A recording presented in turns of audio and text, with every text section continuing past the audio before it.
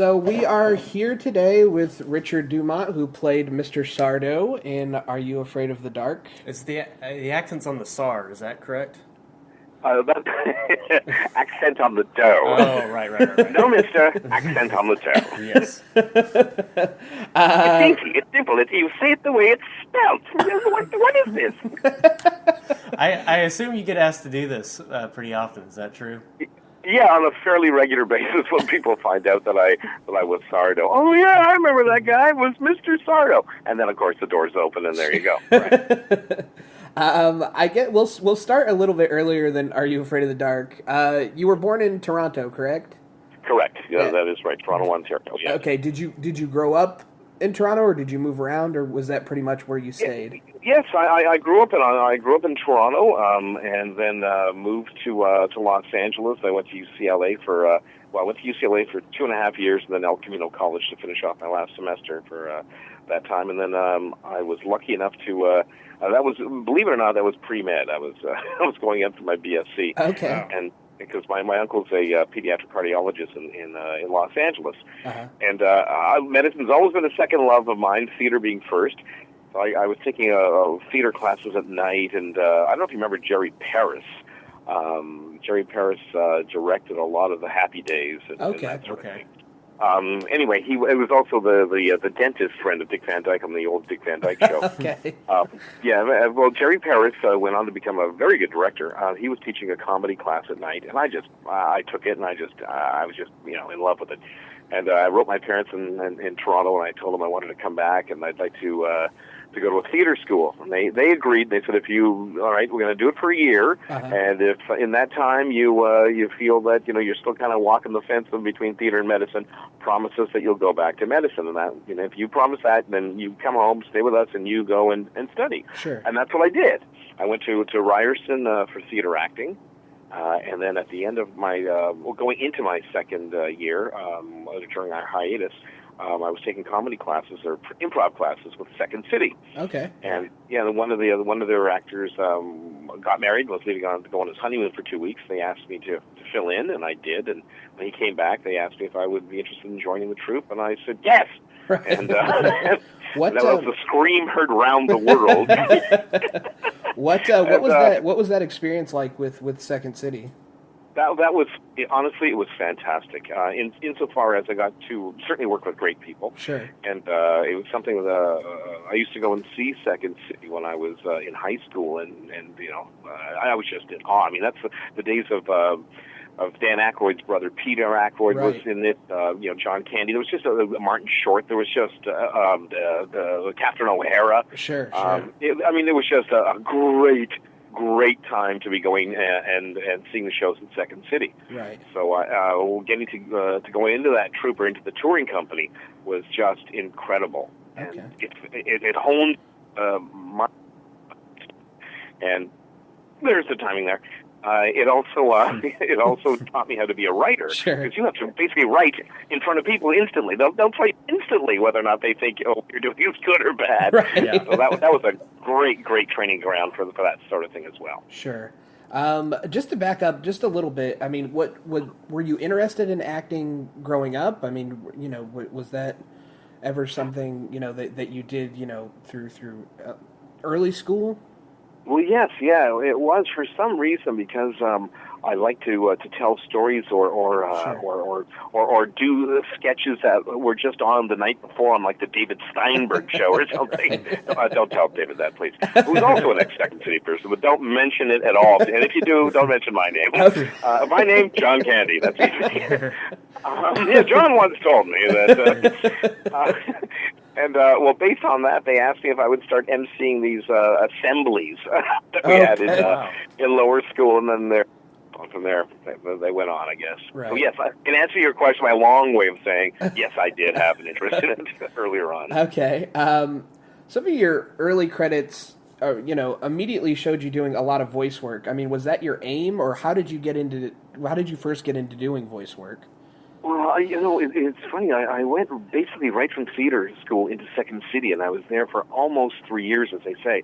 And then I left Second City, and a bunch of ex-Second City people, me being one of them, started up an improv troupe called Acme Harpoon. Okay. Acme Harpoon Inc., yeah, for the old Warner Brothers Sure. days. Right?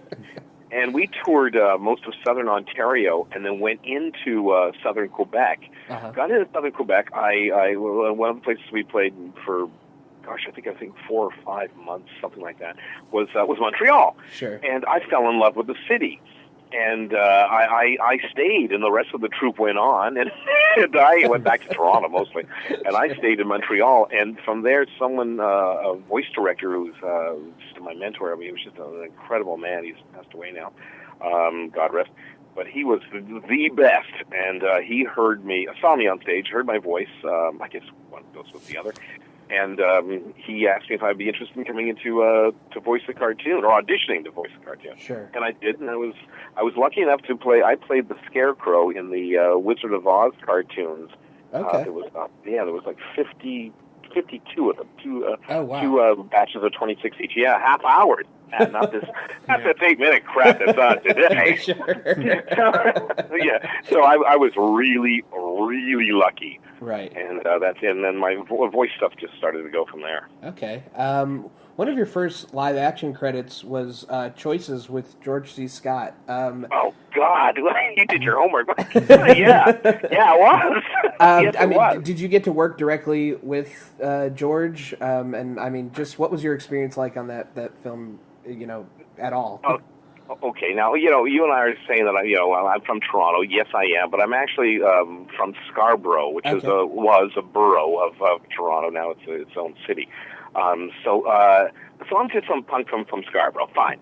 So, I managed to get on this film Choices. All I'm playing is a caterer. The head caterer happens to be at this party, and the scene is in a kitchen with what's the woman? Jacqueline Bisset and George C. Scott. Sure. So that was my scene. I had my lines with him and blah blah. This was like a 90-second scene, and then they go on to the real Sure. stuff. But on this particular day, I used to smoke.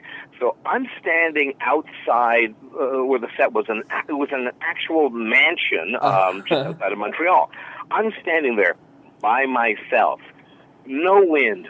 Big snowflakes coming down. I think it was end of January, I think.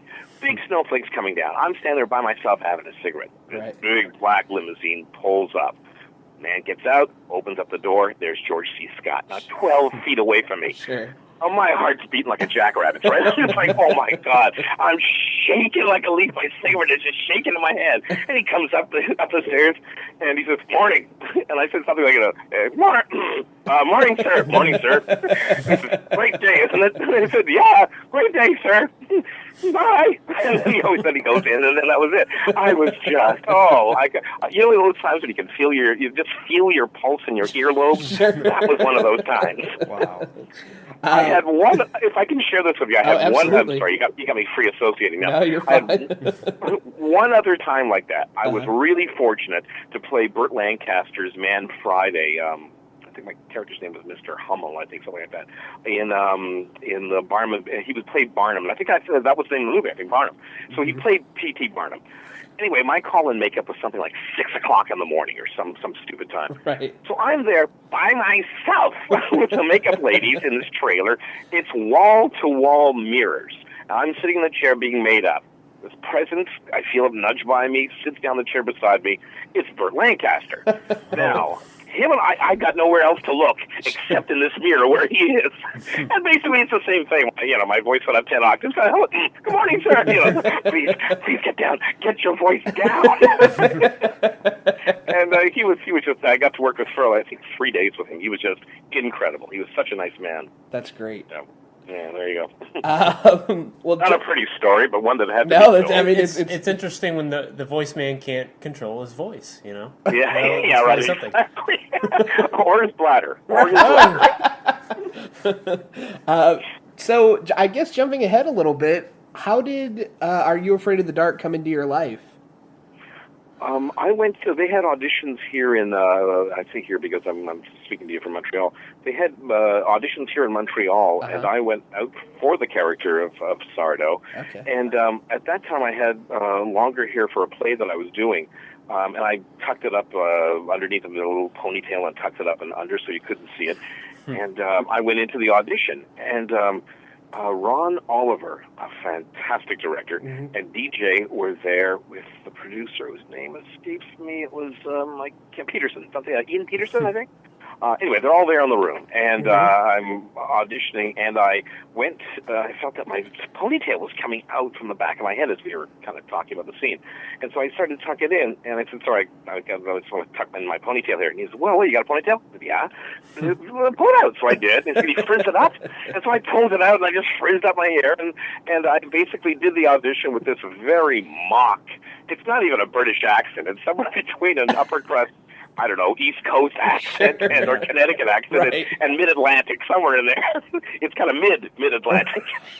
And I did it, and that was it. And I was really, really blessed with getting this phenomenal role, and that was it. And working with people like DJ and Ron Oliver, it was just fantastic. Well, in talking about the first episode, we spoke to DJ yesterday, and he had nothing but good things to say about you. I lent him money, for God's sake. He's living in Laguna Beach. I gave that man $5. I remember it well. But he said that after the first episode, that he was compelled to write more Sardo episodes. I mean, can you tell us what filming that first episode was like?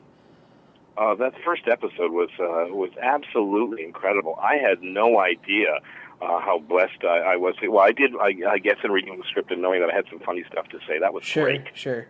But I was just blessed to get that first episode and had no idea, nor I'm going to guess the DJ until afterwards, that Sardo would be coming back. Right. That simply wasn't in the cards at that point.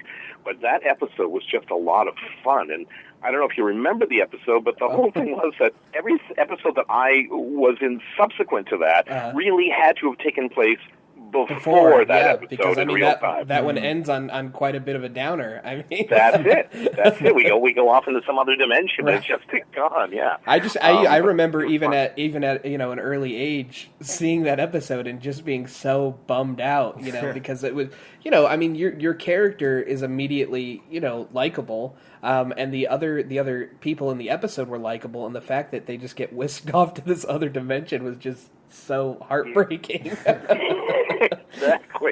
Exactly. But from the magic of television and film and DJ's brain, it came back. But yeah, that was the first time I've been on a set that had it was like on springs, if you will. I'm not being as technical as other people can be. I'm just not that kind of guy. But it was on huge springs. So the room, I don't know if you remember, was sort of shifting and moving, and we were floating up and down. And that was all done with all these technicians off stage, off camera, controlling this thing. It was just amazing. It was a lot of fun. It really was. Sure. And I got to work with great people. And the thing was that they liked the character. I obviously did because I was doing it. But they liked the character, and they allowed me a little bit of freedom with regard to improvising some lines on that, and that was just fun. And I thought, gosh, I've had a great day doing Sardo, a great week doing Sardo. That's just a wonderful character, and I was blessed to do him. Now I'm going to move on. And then boom, we got more of them. Like, yes.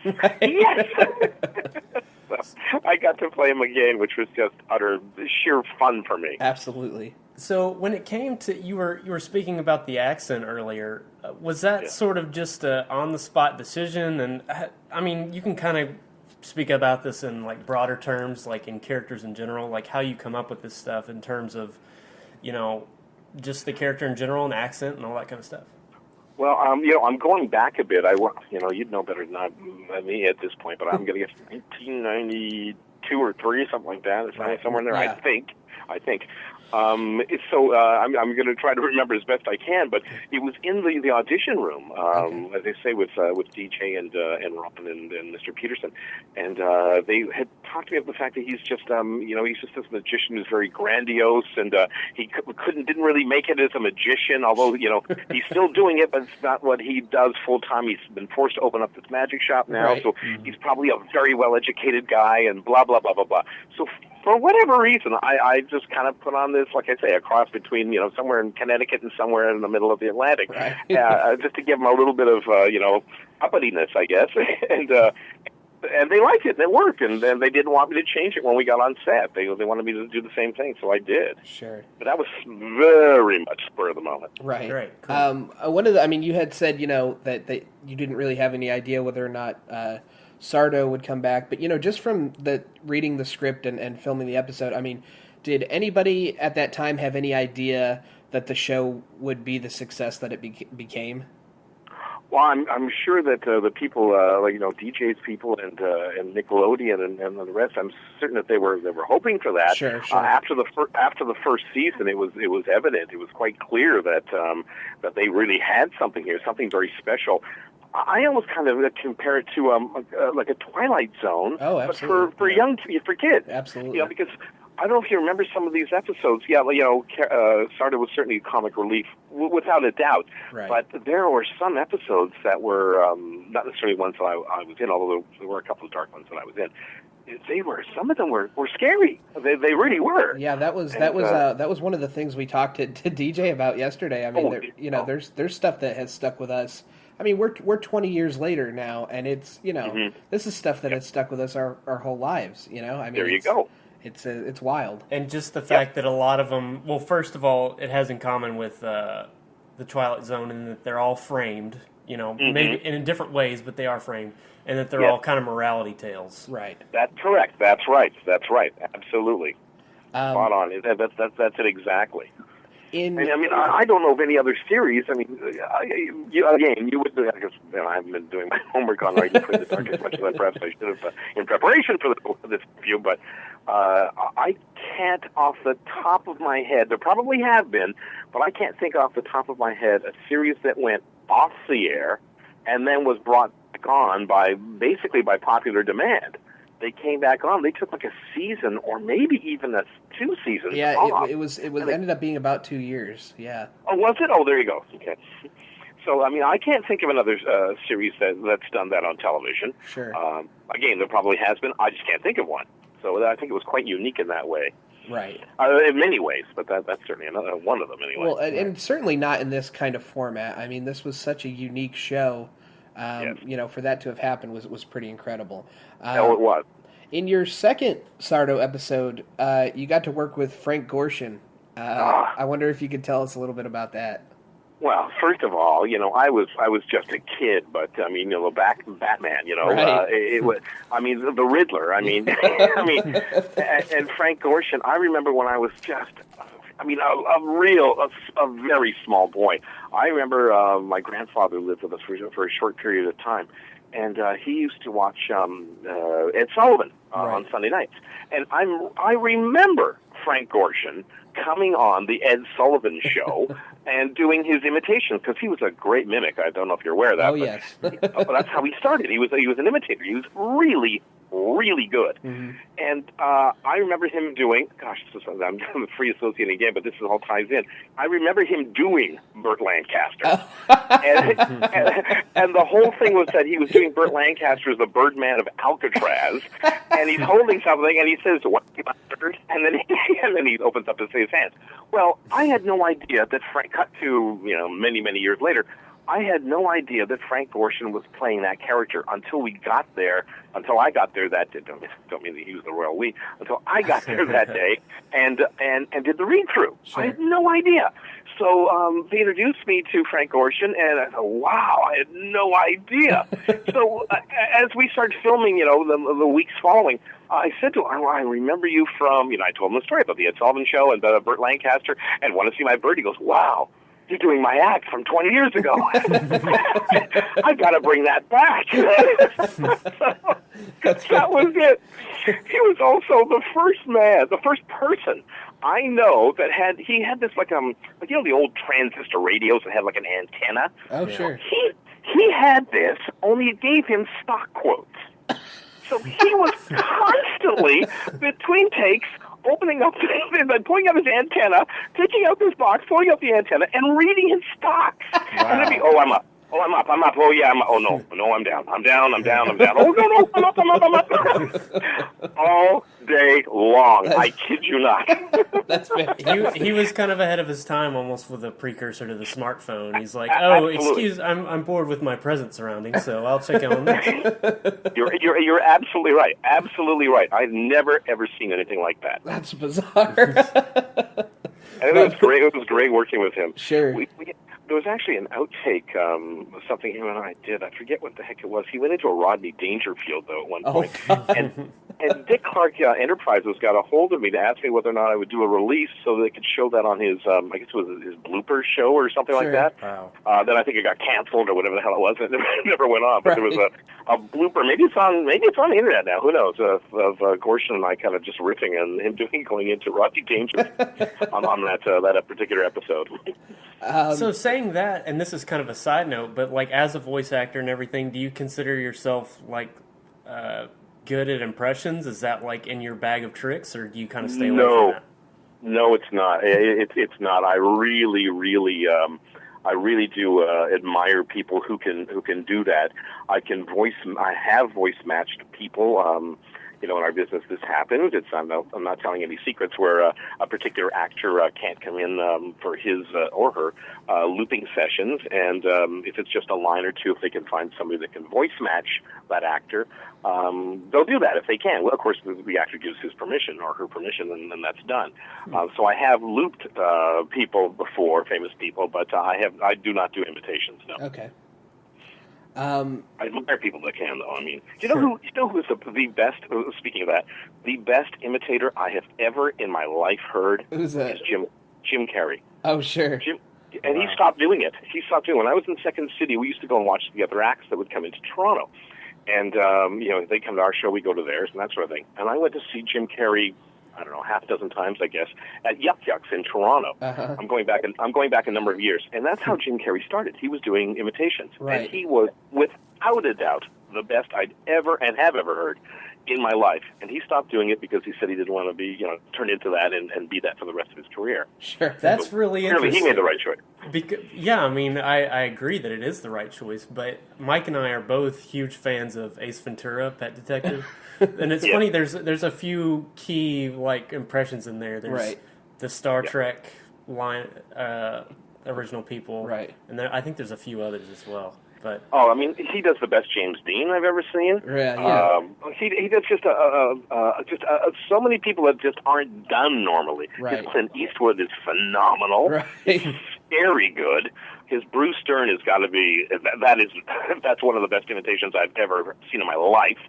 He is just he doesn't need me to say what kind of a talent he is. He's phenomenal, but he is just an incredible imitator. Incredible. Yeah. Well, next time we see him, we'll get him to do James Dean. Yeah, mention it. And he owes me $5 too. Mention that to him too. Son of a gun. He's Canadian too, though. Yeah. Right. Yeah. There you go.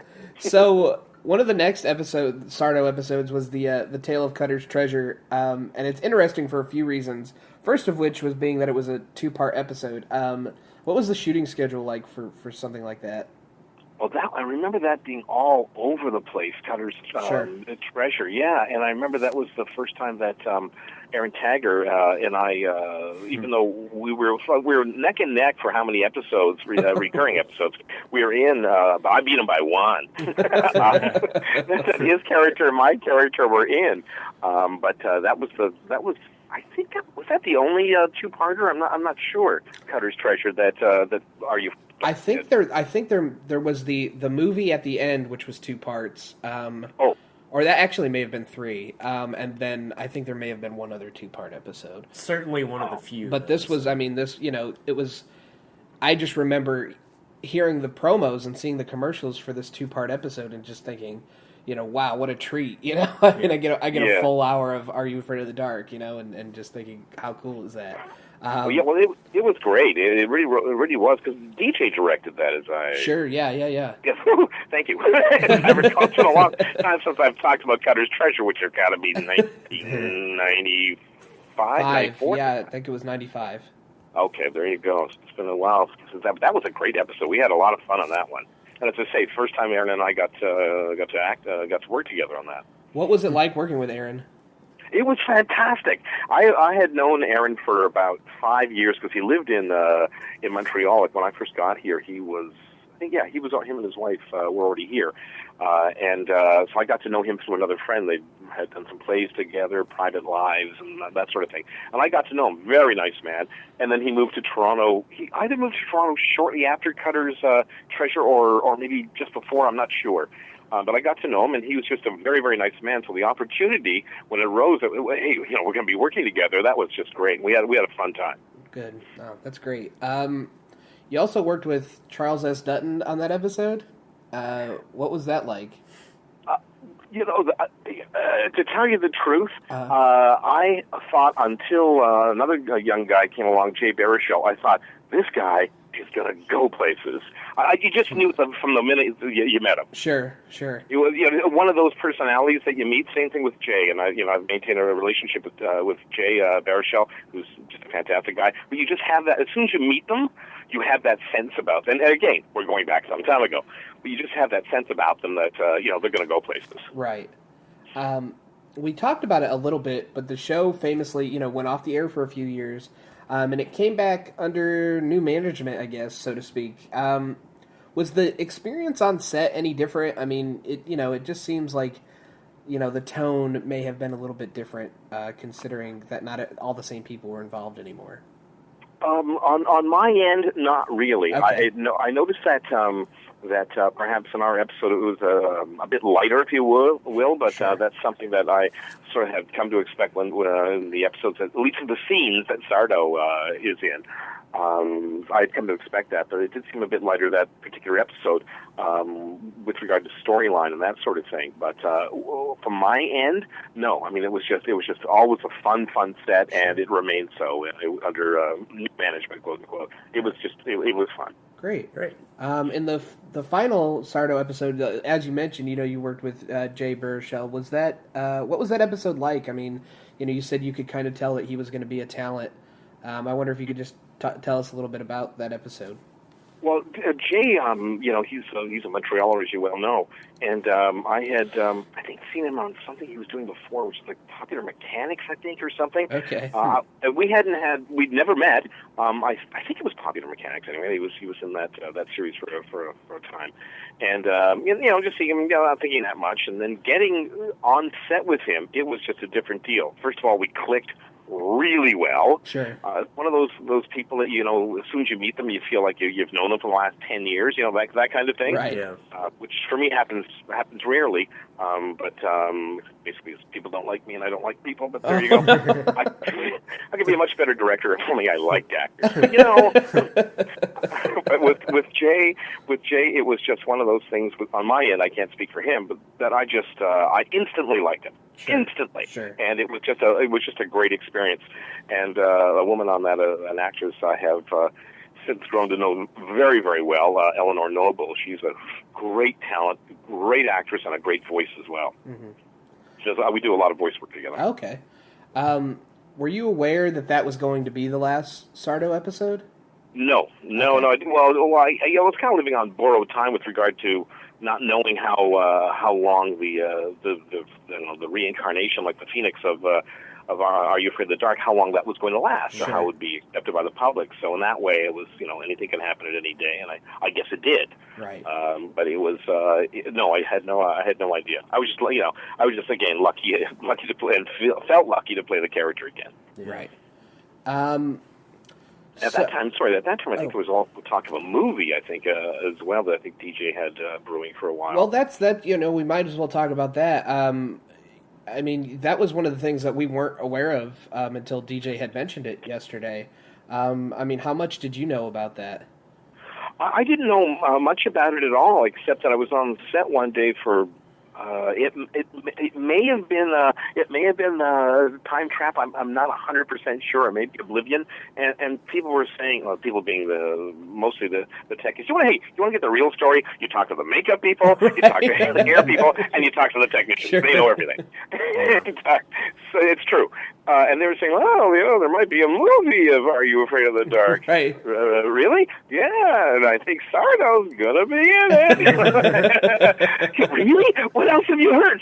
Sit down. Sit, have tea. People lady, tea. That sort of thing. And but that's about all I know. And then I talked to DJ subsequent to that conversation I had, and he said, somebody's been talking. Yeah, I'm trying to float something around. I said, okay, great. If anybody can do it, it's DJ, that's for sure. And but that was it. But that's about as much as I know about it. Well, he mentioned that even as little as a few years ago, he tried to get it back off the ground again, and it's a shame just because it's clear that the show is still popular, and I can definitely say we've had a huge response just from our online presence saying that we're gonna be doing this. People have just been, coming out of the woodwork, yeah. So it's a shame. I would love to see Sardo return in an Are You Afraid of the Dark movie. Yeah. So well, if anybody can do it, it would be DJ. That's for sure. And I mean, I think the time is right. But again, that's for that's for the powers that be. It's for greater minds than mine. Unfortunately, to get out there. But right. Yeah, there's certainly quite the fan base. I was quite and pleasantly surprised by the book that's out now, Slimed. Oh, sure. With regard to the history of Nickelodeon, and them getting a hold of me, and I couldn't make it to New York, unfortunately, but they invited me down, and it was just amazing following it on Facebook. Right. As to how many people were the fan bases for Are You Afraid of the Dark specifically is quite, obviously for Nickelodeon too, right. But Are You Afraid of the Dark, that small piece of it was amazing, the response. Well, I mean, why do you think after 20 years it's still being talked about? I mean, and it's still, just as popular. Well, I think it's like you and Cameron were mentioning. I mean, it's part of people. It has been 20 years, and it is part of the culture. It's part of people's lives who grew up during that time and who were watching it. Right. And again, I think the stories were, for the most part, excellent stories. Sure. And as you say, most of them were moral based, and that was quite evident. And right and wrong, that sort of thing, good triumphs over evil, and all that. And I thought it was very well handled. I don't feel personally that the writers and DJ ever spoke down to his audience. Sure. Yeah, that was. Even now going back and watching them, I never. It's still. I mean, they still hold up, which you can't really say about a lot of the similar programming from that time. Certainly not like the Goosebumps series. There's definitely a lot of programming from that time that just doesn't stand up. Yeah. So I think a big part of it is not only story's obviously the biggest thing, but one thing I've noticed about Are You Afraid of the Dark, just revisiting a couple, is that the effects hold up. Right. And it's like once you and this goes for modern movies as well, if you stretch too far beyond what you're capable of achieving visually, like 5-10 years down the road, it's going to look like garbage. Right. Yeah, that's true. So were you a fan of the show outside of your own episodes? I wasn't a fan of the show until I actually, I must admit, did my first one, okay. And then certainly I became a fan. And living in Montreal at the time, as now I still do, I knew a lot of the actors. I shouldn't say a lot, but I knew enough actors that were involved with it on either a weekly basis. They were part of the Campfire people, or in fact the Midnight Society, or in fact did guest spots on it. So sure. It was just a nice, and still is, a wonderful community in that way. What were some of your favorite episodes that you weren't a part of? I couldn't tell you titles. Okay. But there was one with a mummy. I remember that. Okay, That was sort of scary. And there was another one with a witch, and that was scary. I remember that. there was something about a woman who was in fact a witch. Uh-huh. Do you remember that? Titles escape me. I couldn't really tell you. That one, I mean, that could have been a couple. I just remember the witch, the bookish babysitter one with the witch, and how terrifying that was. Yeah. Do you remember that? No, I don't. I wonder if that. I don't know if that was. Do you remember? Was the actress Susan Glover? Do you remember? Oh, that doesn't. I'm not really sure, No? but Okay. yeah, that's. Well, then, yeah, I guess if they didn't have Sardo in it, who cared? Forget about it.